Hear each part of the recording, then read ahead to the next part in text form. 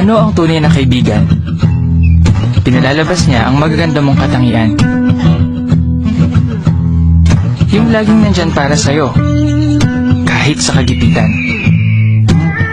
Sabi sa Kawikaan 18:24, mas malapit pa sila kaysa sa isang kapatid. Yan ang tunay na kaibigan. Mahirap makakita ng ganyang kaibigan. At kung ang laging nasa isip mo magustuhan ka ng lahat, baka kung sino-sinong maging kaibigan mo.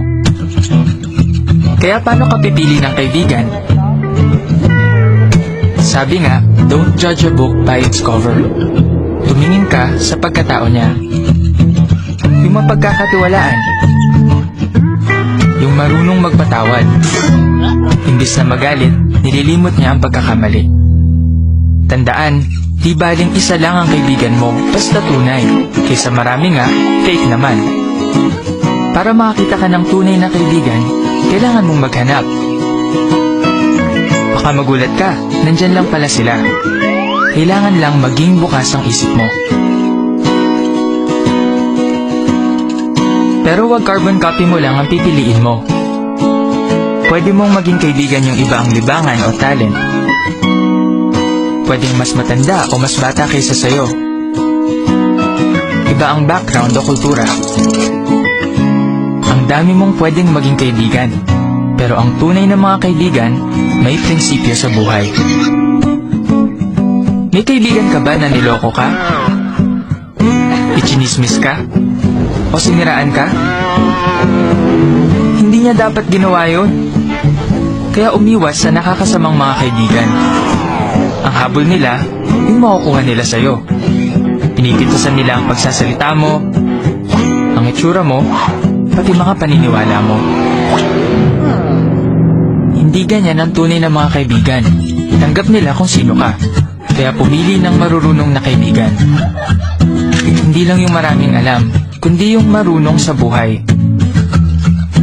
May paninindigan sila at makikita yun sa kilos nila. Batay sa Kawikaan 27:17, may matututuhan ka sa tunay na mga kaibigan. Tinutulungan ka nilang maging mas mabuting tao. Paano ka magkakaroon ng ganong kaibigan?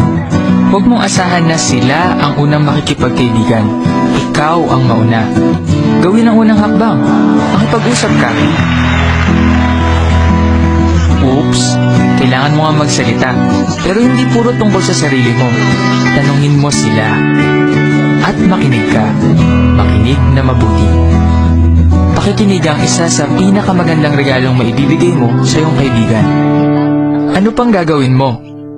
Kailangan mong magsikap. Oo, magsikap.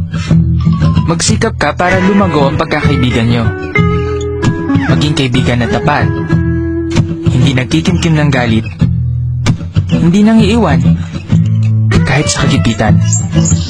Kung ganyan ka, lalago ang pagkakaibigan nyo.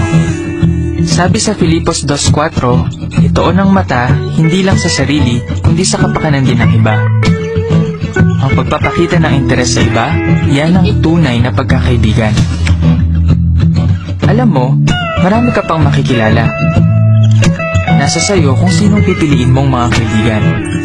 Maging matalino sa pagpili. Pumili ng tunay na mga kaibigan.